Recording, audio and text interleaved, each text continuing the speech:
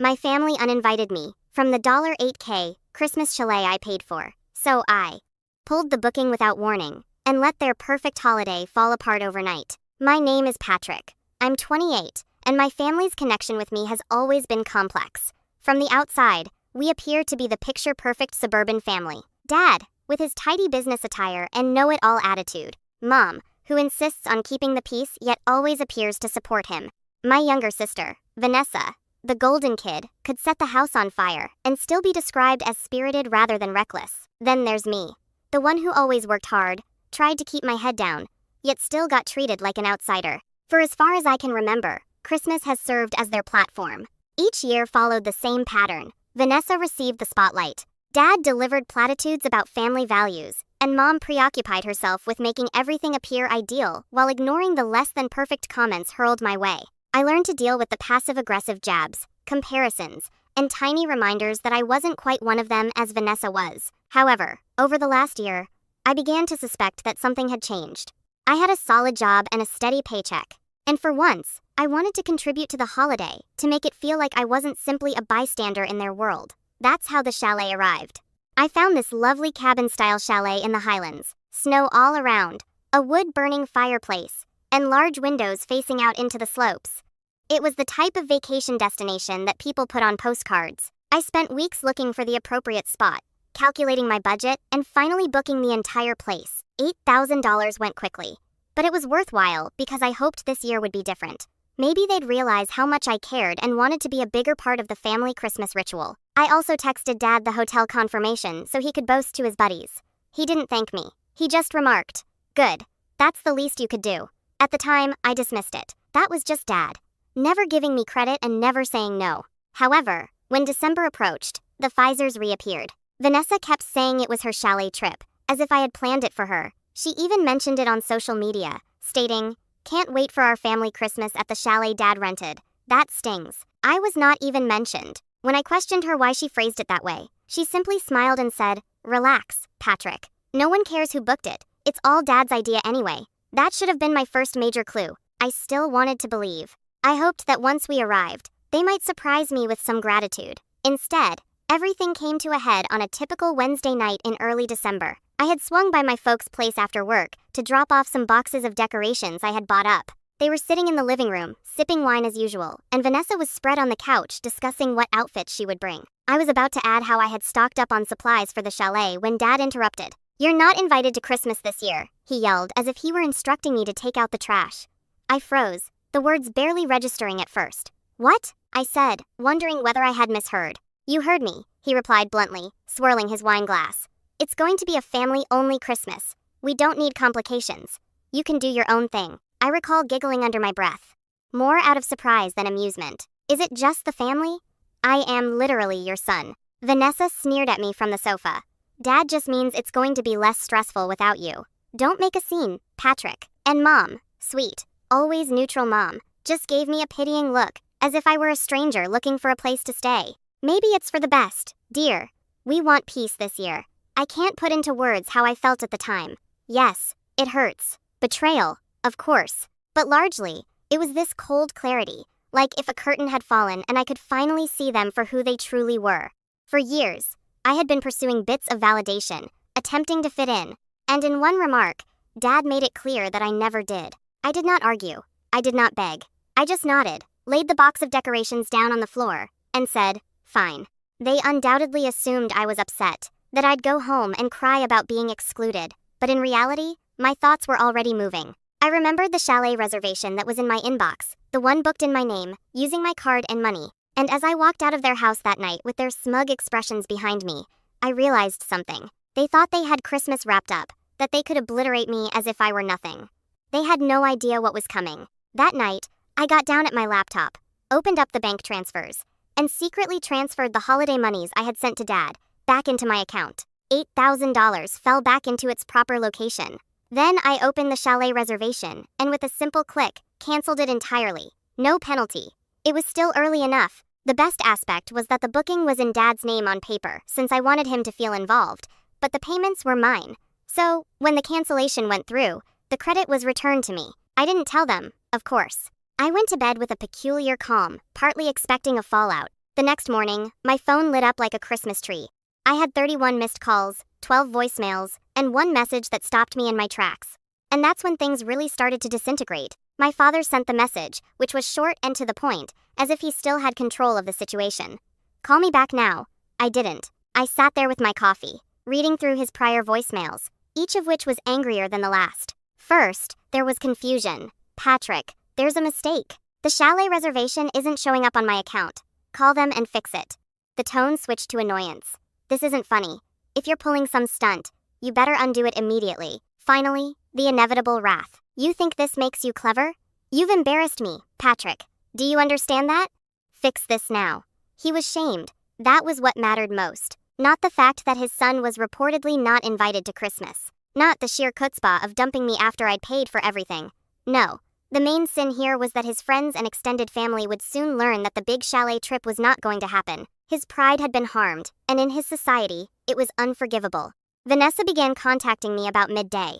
Her tone was harsher than Dad's, less furious and more entitled. Are you seriously doing this to us? You promised we'd have Christmas at the chalet. All my friends know about it, Patrick. I already told everyone. Do you even care what this does to me? I could almost hear her whimpering voice through the text.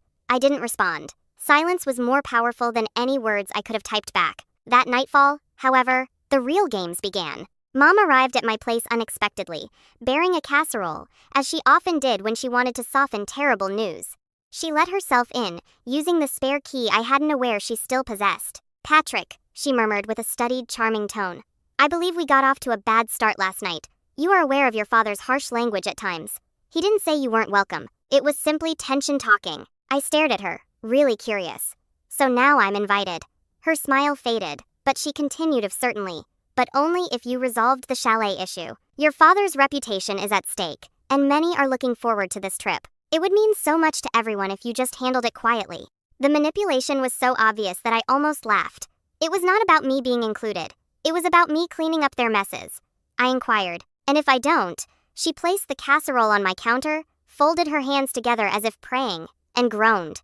Then I'm afraid you'll be making things very difficult for this family. Do you really want to ruin Christmas for your sister? It was back there. Vanessa prioritizes her happiness above all else. I remembered birthdays when Mom received extravagant gifts while I received utilitarian items such as socks or notebooks. I remembered when she crashed my car and my parents advised me not to be selfish because Vanessa had been through enough stress. The same trend was repeating. My sacrifice, her spotlight. I did not give Mom the reaction she expected. I just remarked, "Thanks for the casserole," and accompanied her to the door. She stared at me with a sad little expression as if I were the problem child throwing a tantrum and said, "Your father is very disappointed in you." That night, Vanessa connected me to a new group chat she had formed. The name of it is Christmas at the Chalet Snowflake Christmas Tree. The irony almost killed me. She must not have understood I had canceled everything because her messages were full of gushing about skewits, champagne, and Instagram photographs she'd take by the fireplace. Dad said, "I'll handle the wine. Don't worry." Mom responded emojis. It was as if they were attempting to make me disappear despite the fact that I was the one who made it possible. Finally, Vanessa tagged me. "Patrick, could you please send the updated booking confirmation? Dad wants to ensure that the dinner reservations are set up." I glanced at the message for a long time, unsure what to do. Every instinct pushed me to tell the truth right then in the chat, to expose them as the greedy, entitled family they'd always been. But something inside me said it wasn't time. Not yet. Allow them to spin their dreams a little longer. Let them believe that everything was under control. The longer they dangled on the hook, the more satisfying it would be when reality finally snapped tight. The anxiety just increased from there. Over the next week, they began throwing signals to extended family members, boasting about the chalet trip and implying that Vanessa was somehow hosting it. One of my aunts even contacted me, perplexed, saying, "Your sister told me you're not coming this year. That can't be right, can it?" When I gently told her that Dad had uninvited me, she gasped and exclaimed, "But you're the one who paid." Word spread. I could sense their immaculate little facade breaking around the edges, and with each crack, their texts became more frenzied and desperate. But nothing prepared me for the night Dad personally arrived at my apartment door. Not with rage this time, but with something far worse. False charm. He stood there in his pressed coat holding a bottle of wine as if we were longtime friends. "Patrick, son," he spoke smoothly. "We need to talk about this chalet situation. I know you're upset, but let's be adults. We can work something out." That's when I knew they weren't simply panicked. They were scheming. Dad did not go inside right away. He stayed at the doorway like a salesman who refuses to leave until you sign on the dotted line. He smiled, but it wasn't a warm one. It was the tight, calculating style that I had seen him use in business meetings when I was younger. The sort that said he was already planning 10 steps ahead and I was just another pawn. "Can I come in?" he inquired finally. I hesitated, but curiosity got the best of me. I opened the door wider to let him enter. He placed the bottle of wine on my counter without asking, as if he owned the place. We sat across from one another, the stillness lengthening. Then he leaned forward, elbows on knees, and said, "Listen about what I said the other night, uninvited." That was harsh. I was frustrated. You know how things get. I did not respond. I just let him continue talking. He shifted in his seat. "Your sister's been under a lot of stress lately. Her job's shaky. She's worried about money and this chalet trip. Well, it's important for her. She wants to impress her friends, keep her reputation intact. You understand, don't you?" There it was. The speech I had been expecting. Vanessa's sentiments are once again the #1 priority. My role was to fix her life, to ensure she always looked wonderful while I remained unseen. Dad cleared his throat and leaned back. "So, here's what we'll do. You'll rebook the chalet, use your card again. I know you can afford it, and put it under my name so I can manage things properly. In exchange, we will discuss increasing your involvement in family decisions in the future as you express a desire to participate. More involved, as if I hadn't been attempting to be a part of things all along. As if belonging to my own family was some sort of reward he could dangle in front of me. If only I paid the price." I held my voice steady. "So, let me get this straight. You want me to rebook an $8,000 trip after you told me I wasn't invited, just so Vanessa doesn't get embarrassed?" His smile faltered for a fraction of a second before snapping back into place. "It's not about embarrassment. It's about family unity. You wouldn't want to be responsible for ruining Christmas, would you?" I nearly laughed. Family unity. The phrase seemed absurd coming from him, but I kept quiet, allowing the silence to grow heavier. Dad despised silence. He was continually rushing to fill it, and sure enough, he began talking again. But this time, his tone was harsher. "If you refuse, Patrick, you are sending a clear message to your mother, sister, and everyone else that you do not care about them. And if that's the path you want to go," he hesitated, his eyes narrowing, "then don't expect us to be there for you when you need us." That was the betrayal, not the words. I had known deep down for years that they would never truly be there for me. It was the coldness behind them, the transactional manner he presented it. For him, family was not about love or fidelity. It was leverage. I swallowed hard and kept my emotions in check. "So, you're threatening to cut me off unless I pay for everything again?" Dad leaned back and crossed his arms. "Not a threat, just reality. You're old enough to understand how the world works. Nothing's free." That words shattered something in me. I recalled all the times I'd gone out of my way to aid them. The loans I provided after Dad's investments failed. I spent my weekends mending stuff around their house. Vanessa was lauded for doing the bare minimum, and I had showed unending patience. And here he was, staring me full in the eyes and insisting that none of it mattered unless I opened my wallet again. I'm not sure if he saw the change in my expression, but for the first time that night, I believe he recognized I wasn't going to cave. His phony charm crumbled slightly and he whispered, "Don't make this harder than it needs to be, Patrick." But the treachery wasn't over. 2 days later, I received a call from my bank. "This is a flag transaction. Someone tried to exploit my account information to make a huge purchase, a reservation deposit for a chalet, and the name on the attempted booking was my father's." That was when the final threat of confidence snapped. When the bank informed me of the attempted booking, my initial emotion was not even anger. It was a strange, hollow feeling, as if the floor had gone out from beneath me. I anticipated Dad would try to manipulate me, but I didn't expect him to go so far as to attempt fraud with my personal information. The bank representative politely explained that the transaction was reported because the billing name did not match the account holder. Otherwise, it could have gone through. I thanked them, hung up, and sat staring at my phone, stunned. My own father had attempted to steal from me. There was no longer even a slender thread of familial loyalty binding us together. For him, this was about survival. If he couldn't dominate me with words, he'd use money. That night, I did not sleep. I lay in bed, rehashing everything. Vanessa posted about her chalet. Mom arrives with her casserole and guilt trips. Dad's arrogant expression at my apartment. And now, this. The betrayal was complex and weighty. And for the first time in my life, I discovered something that horrified and liberated me. I did not have a family. Not really. The following few days were tough. Vanessa went into overdrive on social media, portraying me as the monster. She made a vague remark about selfish people who ruin everything.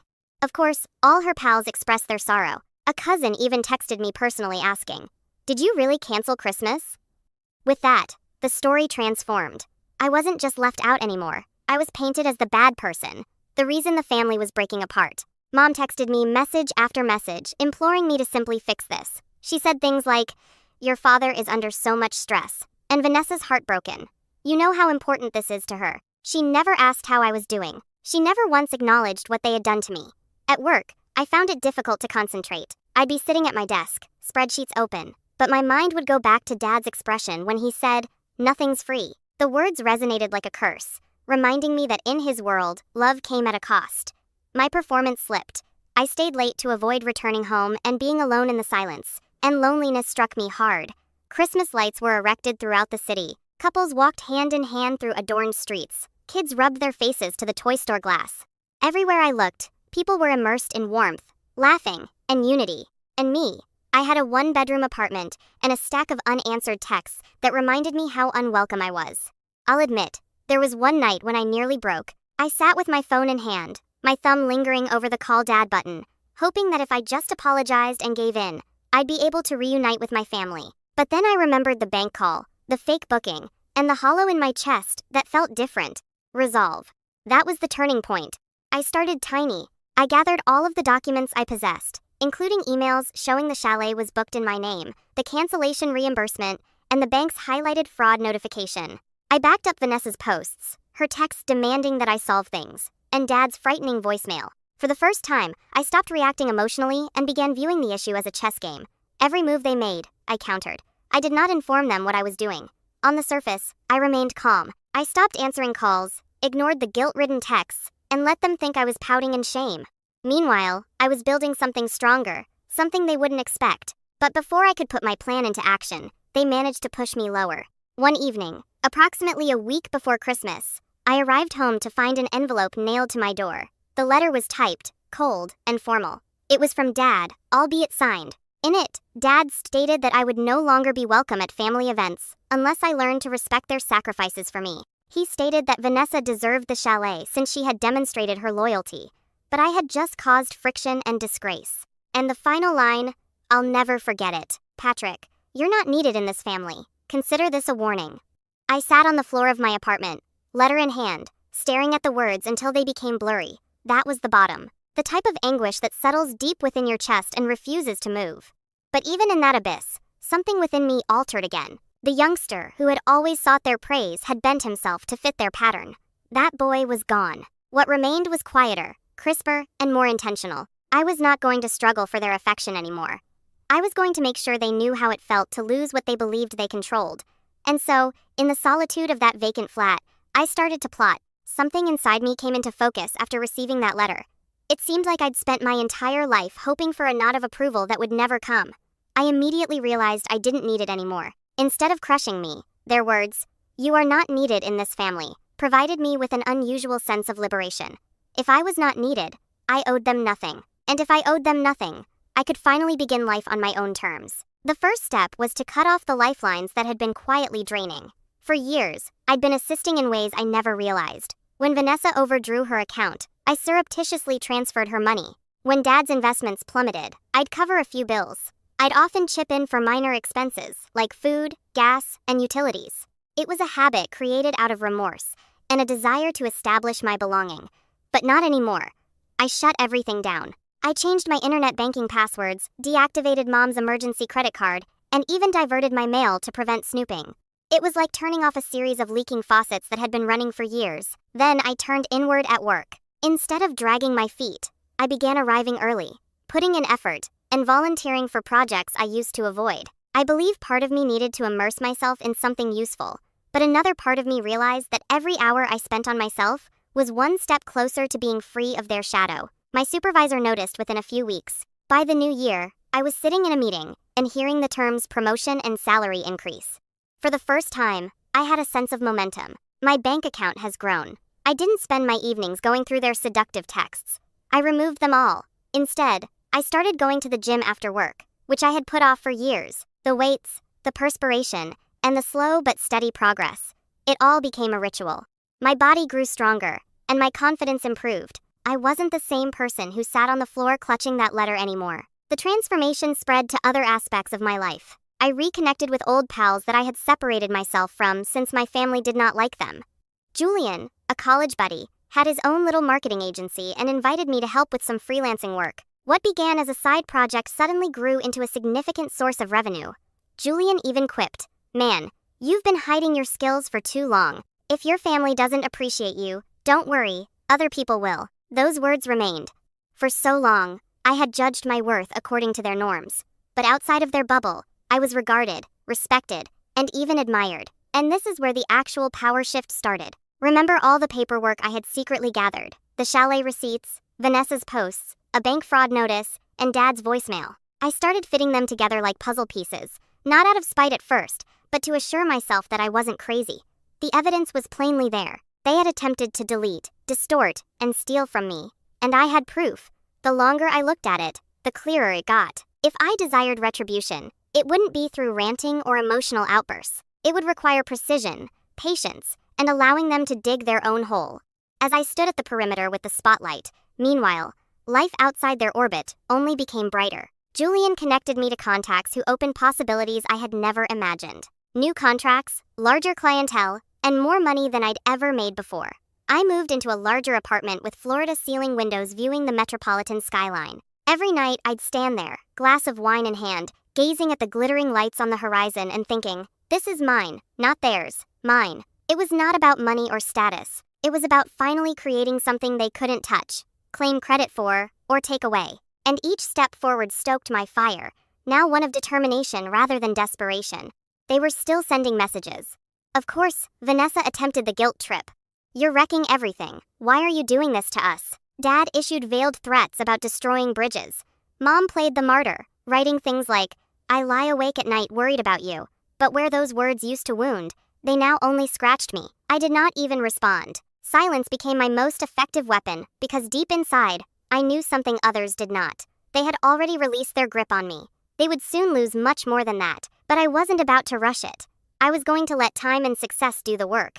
Allow them to become comfortable in their illusions.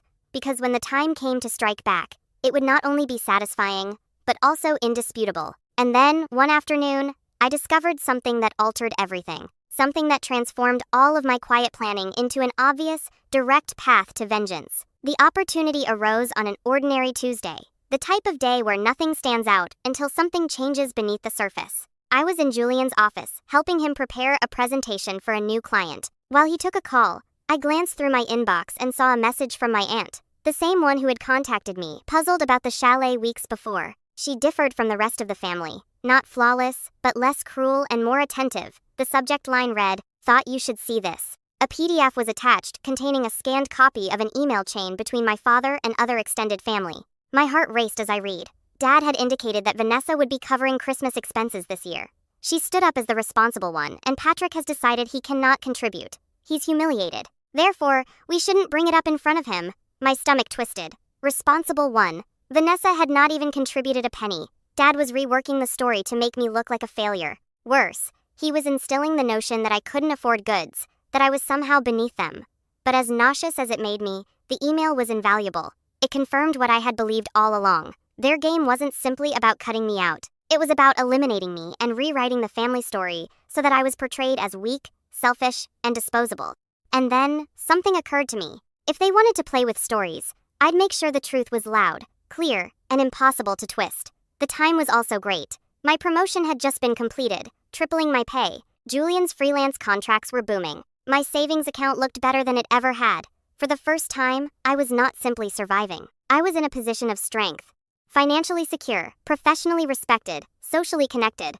All aspects of my life they couldn't touch. That night, I began sketching up what I dubbed the reveal. Step 1. Document everything. I created a folder on my laptop with labeled files, including images of Vanessa's social media posts gloating about her chalet, bank bills indicating the money came from me, the cancellation receipt, the fraud warning, and now Dad's email chain.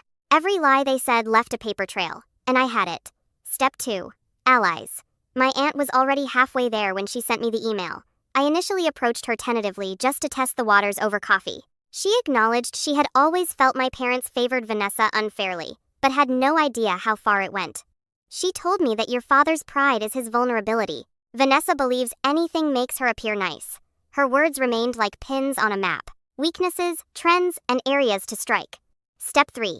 Position myself where they don't expect it. Instead of isolating myself, I resumed attending extended family gatherings, birthdays, informal meals, and anything other than my parents' place. At first, there were whispers, side glances, and awkwardness from those who weren't sure which version of the story to trust. But I remained calm, polite, and present. I did not defend myself. I did not bring up the chalet. I simply let them see me. Stable job, new apartment, healthier, happy. Slowly, uncertainty began to sneak in. People recognized Vanessa's boasting did not reflect the reality they saw in me. And all the while, I was building. Julian referred me to someone who worked in event planning, and it was via this link that I received the idea for the final part of my plan. If my parents intended to utilize family gatherings as a stage, I'd make sure the brightest spotlight was shining squarely on them when the time came. Because power isn't always about having the loudest voice or the strongest grasp. Sometimes it takes patience, silently stepping out of the shadows, stacking the evidence, aligning the pieces, and waiting until your opponents are so confident they've won that they don't notice the earth crumbling beneath them. By the time Christmas arrived, my parents believed they had succeeded. They spent the holidays sulking at home. No chalet, no trip. Yet, they said it was my fault, that I had ruined everything. Vanessa made a show of sharing photos with pals at a ski resort she'd named for clout, claiming it was the chalet. To the outside world, they appeared unconcerned. But I knew the truth, and I knew what was coming. Because the following step wasn't only to defend myself, it was about turning the tables, proving to everyone that the son they discarded, erased, and attempted to steal from, was not weak. He was the one holding the cards, and the potential to flip the board was closer than they thought. The setting for my vengeance appeared almost too neatly. My aunt called in late January to tell me that there would be a large family gathering to celebrate my grandparents' anniversary. There were more than just cousins and uncles. This time, everyone knew me since I was a child, including aunts, uncles, family friends, and some of Dad's business partners. In other words, the exact audience my parents enjoyed performing for. The moment I hung up, I knew it was time for the reveal. I spent the next week cleaning the evidence folder that I had prepared. Every receipt, screenshot, and voicemail was carefully organized into a presentation file that I could open on my laptop and project onto a screen as needed. But the beauty of my approach was that I didn't have to yell or accuse. I merely had to present the truth quietly and deliberately, allowing their own words to do the damage. The night of the anniversary, I entered the dinner hall wearing the suit I had purchased with my promotion bonus, crisp and tailored with a modest message. I wasn't the helpless black sheep they'd portrayed me as. I shook hands, smiled, and took praises on how well I looked. My folks quickly spotted me. Dad stiffened. Mom's polite smile wavered, and Vanessa rolled her eyes as if I had interrupted her event. I could sense their dissatisfaction simmering, which just drove me more. Dinner was served, wine poured, and speeches delivered. Then followed the informal discussions around the tables. I waited until Vanessa brought up the chalet because she couldn't resist. She laughed loudly, telling a cousin, "It was such a disaster because Patrick bailed at the last minute. Honestly, Dad and I had to scramble to make Christmas decent. But you know, some people just can't handle responsibility." Her words were bait, and I took them. I laid down my drink calmly and replied, "That's interesting, Vanessa. Because from where I sit, it looked a little different." The table fell silent. Dad quickly interjected, his voice calm, but strained. "Let's not air family drama here. Tonight's about your grandparents." It made me laugh. I agree. It's about family, which is why it might be nice for everyone to know the full story since you've already started it, Vanessa. I removed my laptop from my bag. I hadn't intended to make it theatrical, but sometimes the circumstance demands it. I asked my cousin to assist me switch inputs on a projector that had been set up for a slideshow of old images. Within seconds, my screen illuminated the wall, and I showed them. First, I received a Chalet confirmation email with my name and money clearly displayed. Gasps were heard around the room. The cancellation notification with the reimbursement information was then returned to me. Vanessa's posts bragging about her chalet were followed by Dad's email chain alleging Vanessa had paid for everything. Finally, the bank issued a flagged fraud alert with his name on it. I did not raise my voice once. I did not accuse or dramatize. I simply stated, "This is what happened. I paid for the chalet. They told me I wasn't invited. And when I canceled it, they attempted to use my account information without my permission." The silence that followed was oppressive. You could hear forks clinking against plates. My parents' faces were pallid and frozen. Vanessa spewed something about me distorting things, but the proof was right there, incontrovertible. Then came the murmurs. My aunt shook her head as my uncle mumbled. I knew something was off. Even one of Dad's business acquaintances leaned back and whispered, unbelievable. For once, I wasn't the outsider. I was not the one being sacked. Everyone in the room knew I was telling the truth. Dad attempted to salvage it. He rose up, glass in hand, and said, let's not overreact. It was a misunderstanding, but I stopped him off, remaining cool. A misunderstanding is forgetting to invite someone. This was deliberate, and I think everyone here deserves to know what family values mean to you. The word values hovered in the air like a blade. Mom eventually broke down, whispering, Patrick, please stop. But it was too late. The damage was done. Their carefully designed facade had shattered in front of the very individuals they wished to impress. I didn't stay very long after that. I did not need to. As I left the dining hall, I could still hear the comments and inquiries directed at them. For the first time in my life, the weight was lifted off of me. It was on them. And the joy of walking out into the chilly night air with my head held high was unlike anything I had ever experienced. But the fallout was only beginning. The consequences were immediate. And for once, I did not have to move a finger. My phone was constantly buzzing the morning after the anniversary gathering. Not from my parents. They remained mute, but from cousins, uncles, and even family acquaintances who had been present. The messages had the same tone: disbelief, sympathy, and quiet confirmation. I can't believe they treated you like that. You were correct to show everyone. You are invited to spend the holidays with us instead. Word spread immediately. My parents' reputation, which they guarded so carefully, was in shambles. Dad's colleagues who had attended the banquet stopped returning his calls. A business contact of his, who had overheard the entire Chalet disaster, quit a collaboration over worries about ethics. For a man who lived by appearances, it was like seeing his empire disintegrate. Vanessa attempted damage management on social media by posting cryptic claims about poisonous siblings and jealousy, but no one bought it. Screenshots of her original gloating posts had already spread across the family. Every attempt she made to portray herself as a victim simply pushed her deeper. Friends that she had worked so hard to impress unfollowed her. Her small circle of admirers shrank suddenly, and Mom retreated totally. For years, she was the peacemaker, smoothing over Dad's rants and Vanessa's entitlement. But after that night, no one was listening to her. Let's just move on, comments. People interpreted her silence as complicity. I remained quiet. I didn't have to brag. I did not need to say anything. Silence, which I had once despised, had become my most effective weapon. Weeks passed, and the distance increased. No more calls, guilt trips, or letters nailed to my door. It was as if they recognized they had no more leverage. And the best part, I didn't miss them. For the first time in my life, I felt light. I had a job, friends, and was becoming more independent. I had peace.